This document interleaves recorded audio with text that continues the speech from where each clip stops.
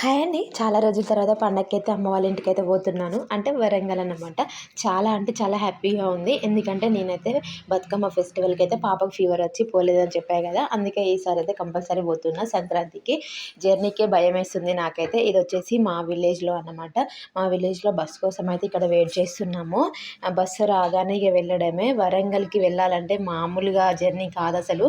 6, 7 hours అయితే compulsory పడుతుంది అని చెప్పేసి ఉప్పల్లోనైతే దిగామన్నమాట. ఉప్పల్లో దిగిన తర్వాత సూపర్ లగ్జరీ బస్ అయితే ఎక్కామన్నమాట. అది 2 అవర్స్‌లో తీసుకుపోతదని చెప్పారు. కాకపోతే 2 ½ అవర్ అయితే పట్టింది.